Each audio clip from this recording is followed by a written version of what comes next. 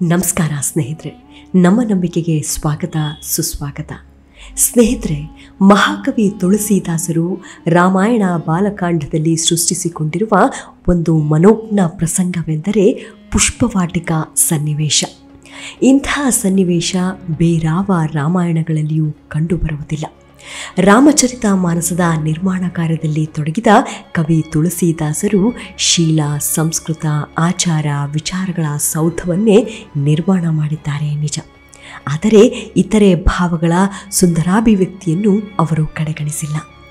ಸೀತೆಗಾಗಿ ರಾಮ, ರಾಮನಿಗಾಗಿ ಸೀತೆ, ಇವರ ಸಂಬಂಧ ಕೇವಲ ಈ ಜನ್ಮದಲ್ಲಿ ಮಾತ್ರವಲ್ಲ, ಬದಲಾಗಿ ಜನುಮ ಜನುಮದ ಅನುಬಂಧ. ವಿಷ್ಣು ಯಾವ ಅವತಾರವೆತ್ತಿದರೂ ಲಕ್ಷ್ಮಿಯೇ ಆತನ ಸತಿ. ಆ ಅವತಾರಕ್ಕೆ ಅನುಗುಣವಾಗಿ ಆಯಾ ಕಾಲದಲ್ಲಿ ಸಂಧಿಸಿದಾಗ ಜನ್ಮ ಜನ್ಮದ ನಂಟಿನ ಸೆಳೆತ ಇರಬೇಕಾದದ್ದು ಸಹಜ ಎನ್ನುವುದನ್ನು ಪುಷ್ಪವಾಟಿಕಾ ಪ್ರಸಂಗದಲ್ಲಿ ಪ್ರಚುರಪಡಿಸಿದ್ದಾರೆ. ಬನ್ನಿ, ಹಾಗಿದ್ರೆ ಪುಷ್ಪವಾಟಿಕಾ ಪ್ರಸಂಗದ ಸೋಜುಗ ಎಂಥದ್ದು ಅನ್ನೋದನ್ನು ಇವತ್ತಿನ ಎಪಿಸೋಡ್ನಲ್ಲಿ ತಿಳಿದುಕೊಳ್ತಾ ಹೋಗೋಣ.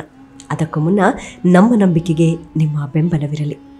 ಸ್ನೇಹಿತರೆ, ಮಹಾತಪಸ್ವಿಗಳು ಬ್ರಹ್ಮರ್ಷಿಗಳು ಆದ ವಿಶ್ವಾಮಿತ್ರರ ಆಗಮನ ದಶರಥನ ಆಸ್ಥಾನಕ್ಕೆ ಉದ್ದೇಶ ಇಲ್ಲದೇ ಇರಲಿಲ್ಲ. ಅದು ಕೇವಲ ಅವರು ನಡೆಸುವ 10 ದಿನದ ಯಜ್ಞ ರಕ್ಷಣೆ ಮಾತ್ರ ಆಗಿರಲಿಲ್ಲ. ರಾಮ ಕೇವಲ ಓರ್ವ ರಾಜನಾಗಿ ರಾಜ್ಯಭಾರ ಮಾಡಲು ಬಂದವನಲ್ಲವೆಂಬುದು ವಿಶ್ವಾಮಿತ್ರರು ಬಲ್ಲವರಾಗಿದ್ದರು. ಅವರು ರಾಮ ಅವತಾರ ಎನ್ನುವುದು ಅವರ ದಿವ್ಯ ಜ್ಞಾನದಿಂದ ಅರಿತಿದ್ದರು. ಮುಂದೆ ರಾಮಾವತಾರದ ಕಾರ್ಯಕ್ಕೆ ಅನುಕೂಲಕರ ಸಲಕರಣೆಗಳು ರಾಮನಿಗೆ ಒದಗಿಸಬೇಕಾಗಿತ್ತು. ವಿಶ್ವಾಮಿತ್ರ ಆಗಮನದಿಂದ ಇದೆಲ್ಲವೂ ಲಭ್ಯವಾಯಿತು. ರಾಮ ಲಕ್ಷ್ಮಣರಿಗೆ ವಿಶ್ವಾಮಿತ್ರರಿಂದ ಅತೀಬಲ ಮಂತ್ರಬೋಧನೆಯಾಯಿತು. ಇದು ಮುಂದೆ ಅವರಿಗೆ ವನವಾಸ ಸಮಯದಲ್ಲಿ ಸಹಕಾರಿಯಾಯಿತು. ವಿಶ್ವಾಮಿತ್ರರು ತಾವು ತಮ್ಮ ತಪಸ್ಸಿನಿಂದ ಪಡೆದ ಹಲವಾರು ದಿವ್ಯಾಸ್ತ್ರಗಳ ಮಂತ್ರಬೋಧನೆಯಾಯಿತು. ಅದರಿಂದ ರಾಕ್ಷಸರ ಸಂಹಾರಕ್ಕೆ ಸಾಧನವಾಯಿತು. ತಾಟಕಿ ರಾಕ್ಷಸಿಯ ವಧೆ ಆಯಿತು. ಅಹಲ್ಯೆಯ ಶಾಪಮೋಕ್ಷವಾಯಿತು. ಕೊನೆಯದಾಗಿ ಸೀತಾರಾಮರ ಸ್ವಯಂವರವಾಯಿತು. ಸೀತಾ ಸ್ವಯಂವರ ವಿಷಯ ತಿಳಿದಿದ್ದ ವಿಶ್ವಾಮಿತ್ರರು ರಾಮಲಕ್ಷ್ಮಣರ ಸಹಿತ ಮಿಥಿಲೆಗೆ ಬರುತ್ತಾರೆ.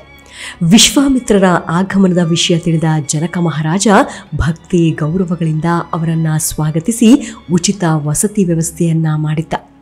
ವಿಶ್ವಾಮಿತ್ರರೊಡನೆ ಬಂದ ಯುವಕದ್ವಯರನ್ನ ನೋಡಿ ಸಹಜವಾಗಿ ಆಕರ್ಷಿತನಾದ ಜನಕ ವಿಶ್ವಾಮಿತ್ರರಲ್ಲಿ ಅವರ ಪೂರ್ವಾಪರವನ್ನ ವಿಚಾರಿಸಿದ.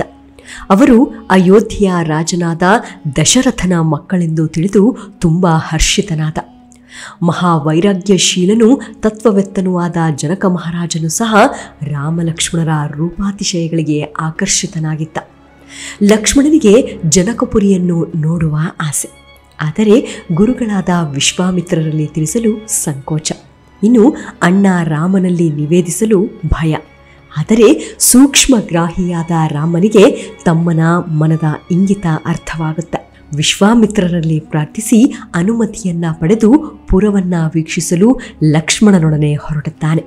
ರಾಜೋಚಿತವಾದ ಉಡುಪನ್ನ ಧರಿಸಿ ಪುರ ವೀಕ್ಷಣೆಗೆ ಹೊರಟು ರಾಮ ಲಕ್ಷ್ಮಣರನ್ನ ಪುರಜನರು ವಿಸ್ಮಿತರಾಗಿ ನೋಡುತ್ತಿದ್ದರು. ಹೀಗೆ ನೋಡುತ್ತಿದ್ದ ಜನರು ಬೀದಿಗೆ ಬರುವಷ್ಟರಲ್ಲಿ ತಾವು ಕಂಡಿದ್ದನ್ನು ಇತರರಿಗೆ ತಿಳಿಸುತ್ತಾ ರಾಮ ಲಕ್ಷ್ಮಣರು ಮತ್ತೊಂದು ಬೀದಿಗೆ ಬರುವಷ್ಟರಲ್ಲಿ ಜನರು ರಸ್ತೆಯ ಇಕ್ಕೆಲಗಳಲ್ಲಿ, ಮನೆಯ ಕಿಟಕಿಗಳಲ್ಲಿ ನಿಂತು ನೋಡುತ್ತಿದ್ದರು. ಶ್ರೀರಾಮನದ್ದು ನೀಲವರ್ಣ, ಇನ್ನು ಲಕ್ಷ್ಮಣನದ್ದು ಗೌರವರ್ಣ. ಇಬ್ಬರು ಅಪರೂಪದ ರೂಪದವರು. ಹೇಗೆಂದರೆ ಸಿಂಹದ ಕೊರಳು, ವಿಶಾಲವಾದ ಭುಜಗಳು, ಅಗಲವಾದ ವೃಕ್ಷಸ್ಥಳಗಳು, ತೆಳ್ಳನೆಯ ನಡು, ಕೆಂದಾವರೆಯ ಕಣ್ಣುಗಳು, ತ್ರಿವಿಧ ತಾಪಗಳನ್ನು ಪರಿಹರಿಸುವಂತಹ ಚಂದ್ರನಂತಹ ಮುಖ, ಕಿವಿಯಲ್ಲಿ ಕರ್ಣಾಭರಣ, ನೋಡುಗರ ಮನಸ್ಸನ್ನು ಮುಗ್ಧಗೊಳಿಸುವ ಮನಮೋಹಕ ರೂಪ. ಜನಕರಾಜನ ಪ್ರಜೆಗಳು ಜನಕನಂತೆಯೇ ನಿರ್ವಿಕಲ್ಪ ಮನಸ್ಸಿನವರಾದರೂ ಯುವತಿಯರು ಮನೆಯ ಅಂಗಳದಲ್ಲಿ ಶ್ರೀರಾಮಚಂದ್ರನನ್ನು ಕಂಡು ಆನಂದಿಸುತ್ತಿದ್ದರು. ಮನ್ಮಥನ ಸೌಂದರ್ಯವನ್ನೇ ಸೆಳೆದುಕೊಂಡಿರುವ ಇಂಥ ಮನೋಹರ ರೂಪಿಗಳು ದೇವತೆ, ಮನುಷ್ಯ, ಅಸುರ, ನಾಗ, ಕಿನ್ನರ ಇವರಾರಲ್ಲಿಯೂ ಕಂಡಿಲ್ಲ, ಕೇಳಿಲ್ಲ. ಬ್ರಹ್ಮ, ವಿಷ್ಣು, ಮಹೇಶ್ವರರಿಗಿಲ್ಲದ ರೂಪ ಇವರದ್ದು. ಏಕೆಂದರೆ ವಿಷ್ಣು ಸುಂದರನಾಗಿರಬಹುದು, ಆದರೆ ಅವನಿಗೆ 4 ಕೈಗಳು, ಬ್ರಹ್ಮನಿಗೋ 4 ಮುಖಗಳು. ಈಶ್ವರನದ್ದು ಭಯಂಕರ ರೂಪ. ಆದರೆ ಇವರು ವಯಸ್ಸಿನಲ್ಲಿ ಕಿಶೋರರು. ಸೌಂದರ್ಯ ಇವರಲ್ಲಿ ಮನೆ ಮಾಡಿದೆ. ಇಂಥವರ ಮುಂದೆ ಕೋಟಿ ಕಾಮದೇವರು ಸಮಾನಾಗಿ ನಿಲ್ಲಲಾರರು ಎಂದು ವರ್ಣಿಸುತ್ತಾರೆ ತುಳಸಿದಾಸರು. ಎಲ್ಲರ ಮನಸ್ಸಿನಲ್ಲಿ ಒಂದೇ ಆಸೆ, ಜನಕಜೆಗೆ ಶ್ರೀರಾಮನೇ ಪತಿಯಾಗಲೆಂದು. ಆದರೆ ಒಂದು ಅಳಕು, ಇಂತಹ ಸುಂದರ ಸುಕೋಮಲ ಶರೀರವುಳ್ಳವನು ಶಿವಧನಸ್ಸನ್ನು ಎದೆಯೇರಿಸಬಲ್ಲನೆ ಎಂದು. ಅವರುಗಳಲ್ಲಿ ಒಬ್ಬಳು ಆಶಾವಾದಿ. ಇವರು ನೋಡಲು ಚಿಕ್ಕವರಾದರೂ ಇವರ ಪ್ರಭಾವ ದೊಡ್ಡದು. ಕೇವಲ ಪಾದಸ್ಪರ್ಶದಿಂದ ಶಿಲೆಯನ್ನು ಅಹಲ್ಯೆಯನ್ನಾಗಿ ಪರಿವರ್ತಿಸಿದವರು. ಶಿವಧನಸ್ಸನ್ನು ಭಂಗಿಸುವುದರಲ್ಲಿ ಸಂದೇಹವೇ ಇಲ್ಲ ಎನ್ನುತ್ತಾಳೆ. ಇದನ್ನು ಕೇಳಿದ ಇತರೆ ಸಖಿಯರಿಗೆ ಸಮಾಧಾನವಾಗಿ ಹಾಗೆಯೇ ಆಗಲೆಂದು ಮನದಲ್ಲೇ ಹಾರೈಸುತ್ತಾರೆ. ಅಣ್ಣ ತಮ್ಮಂದಿರು ಯಜ್ಞಶಾಲೆಯನ್ನ ವೀಕ್ಷಿಸಿ ಅಲ್ಲಿದ್ದವರೆಲ್ಲರನ್ನ ಮೃದ ವಚನಗಳಿಂದ ಮಾತನಾಡಿಸಿ ಅರಮನೆಯ ಹೂದೋಟಕ್ಕೆ ಬರುತ್ತಾರೆ. ಅಲ್ಲಿರುವ ವನಮಾಲೆಯನ್ನ ಕಂಡು ಗುರುಗಳ ಪೂಜೆಗಾಗಿ ಹೂವು ಕೊಯ್ದುಕೊಳ್ಳಲು ಅನುಮತಿಯನ್ನ ಕೇಳುತ್ತಾರೆ. ಪೂಚಿ ಮಾಲಿಗನ ಲೇಗಲೇನದಲ ಪೂಲ ಎಂದು ಕವಿ ತುಳಸಿದಾಸರು ವರ್ಣಿಸಿದ್ದಾರೆ. ಶ್ರೀರಾಮಚಂದ್ರ ಸ್ವಯಂ ರಾಜಕುಮಾರನಾದರೂ ಜನಕರಾಜನ ಗೌರವಾನ್ವಿತ ಅತಿಥಿಯಾಗಿದ್ದರೂ ಸಹ ತೋಟದ ಹೂವನ್ನ ಕೊಯ್ಯಲು ಮಾಲಿಯ ಅನುಮತಿಯನ್ನ ಕೇಳುತ್ತಾನೆ. ಯಾವುದೇ ಸನ್ನಿವೇಶದಲ್ಲಿ ತನ್ನ ಮಿತಿಯನ್ನು ಮೀರದ ಮರ್ಯಾದಾ ಪುರುಷೋತ್ತಮನೆನ್ನುವುದರಲ್ಲಿ ದೃಢಕರಿಸುತ್ತಾನೆ. ಇಲ್ಲಿ ನಾವು ಇನ್ನೊಂದು ವಿಷಯವನ್ನ ಗಮನಿಸಬೇಕು. ಪುಷ್ಪವನವು ರಾಜನದಾಗಿದ್ದರೂ ಅದರ ಪಾಲನೆ ಪೋಷಣೆ ಮಾಡಿದವನು ವನದ ಮಾಲಿ. ಮಾಲೀಕನಿಗಿಂತಲೂ ಪಾಲಕನ ಹಕ್ಕು ಹೆಚ್ಚು. ವನಮಾಲಿಗೆ ಪ್ರತಿಯೊಂದು ಗಿಡದಲ್ಲಿಯೂ ಮಮತೆ ಇರುತ್ತದೆ. ಎಲ್ಲ ಗಿಡ ಮರ ಬಳ್ಳಿಗಳು ಅವನ ಹೃದಯಕ್ಕೆ ಹತ್ತಿರವಾಗಿರುತ್ತದೆ. ಅವನ ಅನುಮತಿ ಇಲ್ಲದೆ ರಾಜನು ಕೂಡ ಫಲಪುಷ್ಪಗಳನ್ನು ಮುಟ್ಟಕೂಡದು. ಇದನ್ನು ಶ್ರೀರಾಮಚಂದ್ರನು ಅರಿತಿದ್ದಾನೆ. ಆದ್ದರಿಂದಲೇ ವಾಟಿಕೆಯ ಮಾಲಿಯ ಅನುಮತಿಯನ್ನು ಕೇಳಿದ್ದಾನೆ. ಇತ್ತ ಇದೇ ಸಮಯಕ್ಕೆ ಸೀತೆ ತನ್ನ ಸಖಿಯರೊಡನೆ ಉದ್ಯಾನಕ್ಕೆ ಪಾರ್ವತೀದೇವಿಯ ಪೂಜೆಗಾಗಿ ಬಂದಿದ್ದಾಳೆ. ಮದುವೆಗೂ ಮುನ್ನ ಪತಿವ್ರತೆಯರ ಆರಾಧ್ಯ ದೈವವಾದ ಪಾರ್ವತಿಯನ್ನು ಪೂಜಿಸುವುದು ಅಂದಿನ ಹಿಂದೂ ಸ್ತ್ರೀಯರ ವಾಡಿಕೆ. ಅಂತೆಯೇ ಸೀತೆ ತನ್ನ ಇಷ್ಟ ಸಖಿಯರೊಡನೆ ಉದ್ಯಾನದಲ್ಲಿರುವ ಪಾರ್ವತಿ ಮಂದಿರಕ್ಕೆ ಬಂದಿದ್ದಾಳೆ. ಹತ್ತಿರದಲ್ಲಿ ಇರುವ ಕೊಳದಲ್ಲಿ ಮಿಂದು ಶುಚಿರ್ಭೂತಳಾಗಿ ಪಾರ್ವತಿ ಮಂದಿರಕ್ಕೆ ಬಂದು ಪೂಜಿಸಿ ಭಜಿಸಿದ್ದಾಳೆ. ತನಗೆ ಅನುರೂಪನಾದ ವರನನ್ನ ಅನುಗ್ರಹಿಸಬೇಕೆಂದು ಬೇಡಿಕೊಂಡಿದ್ದಾಳೆ.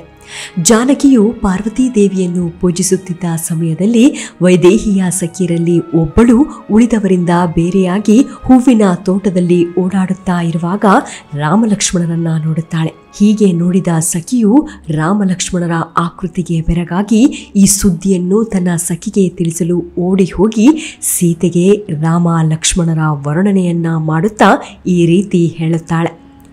ಇಬ್ಬರು ರಾಜಕುಮಾರರು ಉದ್ಯಾನವನವನ್ನ ನೋಡಲು ಬಂದಿದ್ದಾರೆ. ಕಿಶೋರ ವಯಸ್ಸಿನವರು, ಸುಂದರರು, ಶ್ಯಾಮಲ ಹಾಗೂ ಗೌರವರ್ಣದವರು. ಅವರ ಸೌಂದರ್ಯವನ್ನು ನಾನು ವರ್ಣಿಸಲಾರೆ, ಏಕೆಂದರೆ ನೋಡುವ ಕಣ್ಣು ವರ್ಣಿಸಲಾರದು. ಅದಕ್ಕೆ ಬಾಯಿ ಇಲ್ಲ. ವರ್ಣಿಸಬಹುದಾದ ಬಾಯಿಗೆ ನೋಡಲು ಕಣ್ಣಿಲ್ಲ. ಇಲ್ಲಿ ನಾವು ಈ ಅಪೂರ್ವ ಪ್ರತಿಮೆಯಲ್ಲಿ ಅಡಗಿರುವ ನಿಜ ಸೌಂದರ್ಯವನ್ನು ಕಂಡು ಬೆರಗಾಗುತ್ತೇವೆ.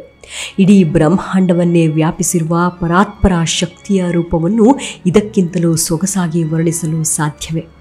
ವರ್ಣನೆ ಮಾಡುವ ಬಾಯಿಗೆ ಕಣ್ಣು ಕಂಡಿದ್ದನ್ನು ಹೇಳುವ ಶಕ್ತಿ ಇಲ್ಲ.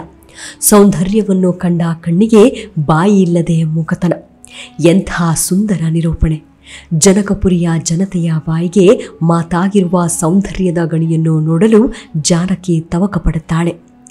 ಎಂದು ಯಾವುದೇ ಪುರುಷನಲ್ಲಿ ಆಸಕ್ತಿ ತೋರದ ಸೀತೆ ಇಂದು ರಾಮನನ್ನ ನೋಡಲು ಮನಸ್ಸು ಮಾಡುತ್ತಾಳೆ.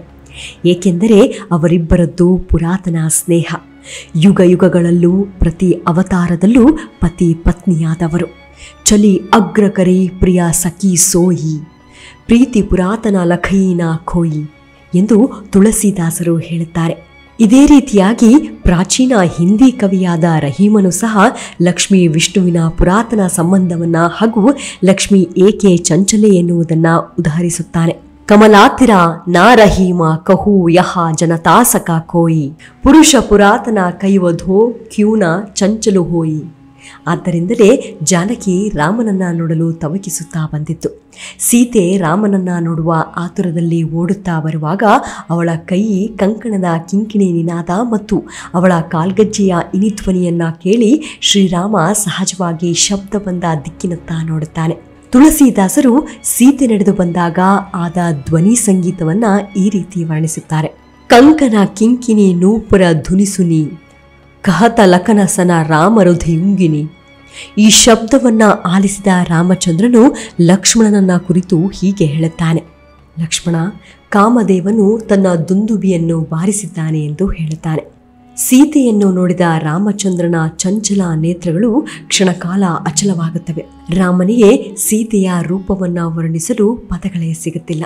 ಸೀತೆಯ ಸೌಂದರ್ಯವನ್ನು ಮನಸ್ಸಿನಲ್ಲಿಯೇ ವರ್ಣಿಸಿಕೊಳ್ಳುತ್ತಾ ಲಕ್ಷ್ಮಣನನ್ನ ಕುರಿತು ಹೇಳುತ್ತಾನೆ. ಯಾರ ಅಲೌಕಿಕ ಸೌಂದರ್ಯವನ್ನು ನೋಡಿ ಸ್ವಭಾವತಃ ಪವಿತ್ರವೆನಿಸಿದ ನನ್ನ ಮನಸ್ಸು ವಿಚಲಿತಗೊಂಡಿದೆ ಎಂದ ಮೇಲೆ ಇದರಲ್ಲಿ ವಿಧಿಯ ಕೈವಾಡವಿರಬೇಕು. ಇದೋ ನೋಡು ಲಕ್ಷ್ಮಣ, ನನ್ನ ಬಲಭುಜ ಅದುರುತ್ತಿದೆ. ರಘುವಂಶದವರು ಎಂದಿಗೂ ಕೆಟ್ಟದ್ದನ್ನು ಯೋಚಿಸುವುದಿಲ್ಲ. ಅಲ್ಲದೆ ಎಂದಿಗೂ ಸ್ವಪ್ನದಲ್ಲಿಯೂ ಸಹ ಪರ ಸ್ತ್ರೀಯನ್ನು ಕಾಣದವನಿಗೆ ಈ ಕಡೆ ಸೀತೆ ಬೆರಗಾಗಿ ನೋಡುತ್ತಾಳೆ. ನೋಡಿದ ಕಡೆಯಲ್ಲೆಲ್ಲ ಬಿಳಿಯ ಕಮಲಗಳೇ ಕಾಣುತ್ತಿವೆ. ಸೀತೆ ರಾಮನನ್ನ ನೋಡಲು ಅನುಕೂಲವಾಗಲೆಂದು ಸಖಿಯರು ಬಳ್ಳಿಗಳನ್ನು ಸರಿಸುತ್ತಾರೆ ಹಾಗೂ ಬಳ್ಳಿಗಳ ಮರೆಯಿಂದ ರಾಜಕುಮಾರರಿಬ್ಬರನ್ನ ಸೀತೆಗೆ ತೋರಿಸುತ್ತಾರೆ. ರಾಮಚಂದ್ರನ ಸೌಂದರ್ಯವನ್ನು ಕಂಡ ಸೀತೆಯ ಕಣ್ಗಳು ತನ್ನ ಕ್ರಿಯೆಯನ್ನೇ ಮರೆತು ಬಿಡುತ್ತವೆ. ತನಗರಿವಿಲ್ಲದೆ ಸೀತೆ ಶ್ರೀರಾಮಚಂದ್ರನನ್ನ ತದೇಕ ದೃಷ್ಟಿಯಿಂದ ನೋಡುತ್ತಿದ್ದಾಳೆ. ತನ್ನ ಪ್ರಿಯ ಸಖಿಯರು ತನ್ನ ಸ್ಥಿತಿಯನ್ನ ಅರಿತಿದ್ದರೆಂದು ತಿಳಿದು ಸೀತೆ ಲಜ್ಜಿತಳಾಗಿದ್ದಾಳೆ. ಇದೇ ಸಮಯಕ್ಕೆ ಸಹೋದರರಿಬ್ಬರು ಲತಾ ಮಂಟಪದಲ್ಲಿ ಕಾಣಿಸಿಕೊಂಡಿದ್ದಾರೆ. ಒಬ್ಬ ಚತುರಳಾದ ಸಖಿ ಸೀತೆಯ ಕೈಗಳನ್ನು ಹಿಡಿದು ಗೌರಿ ಪೂಜೆ ಆಮೇಲೆ ಮಾಡುವಂತೆ, ಮೊದಲು ಈ ರಾಜಕುಮಾರರನ್ನ ನೋಡು ಎನ್ನುತ್ತಾಳೆ. ಸೀತೆ ಸಂಕೋಚದಿಂದ ಕಣ್ಣು ತೆರೆದು ನೋಡುತ್ತಾಳೆ. ಶ್ರೀರಾಮಚಂದ್ರನನ್ನು ನಖಶಿಕಾಂತ ವೀಕ್ಷಿಸುತ್ತಾಳೆ. ತಂದೆ ಮಾಡಿದ ಪ್ರತಿಜ್ಞೆಯನ್ನು ನೆನೆದು ಭಯಭೀತಳಾಗುತ್ತಾಳೆ. ಪರವಶಳಾದ ಸೀತೆಯನ್ನು ಕಂಡು ಸಖಿಯರು ಹೊತ್ತಾಯಿತೆಂದು ಎಚ್ಚರಿಸುತ್ತಾರೆ. ಶ್ರೀರಾಮನನ್ನು ಮನಸ್ಸಿನ ತುಂಬಿಕೊಂಡಿದ್ದರೂ ಸೀತೆ ತಾನು ತಂದೆಯ ಅಧೀನಳೆಂದು ಸ್ಮರಿಸಿಕೊಂಡು ಹಿಂದಿರುಗುತ್ತಾಳೆ. ಜಿಂಕೆ, ಪಕ್ಷಿ ಮತ್ತು ಮರಗಿಡಗಳನ್ನು ನೋಡುವ ನೆಪದಿಂದ ಪದೇ ಪದೇ ಹಿಂದಿರುಗಿ ನೋಡುತ್ತಾ ಶ್ರೀರಾಮನ ರೂಪಾತಿಶಯವನ್ನು ವೀಕ್ಷಿಸುತ್ತಾ ಸೀತೆ ಹೊರಡುತ್ತಾಳೆ. ಮತ್ತೆ ಪಾರ್ವತಿ ಮಂದಿರಕ್ಕೆ ಹೋಗಿ ಆಕೆಯ ಚರಣಕಮಲಗಳಲ್ಲಿ ವಿವಿಧ ರೀತಿಯಲ್ಲಿ ಪ್ರಾರ್ಥಿಸುತ್ತಾಳೆ.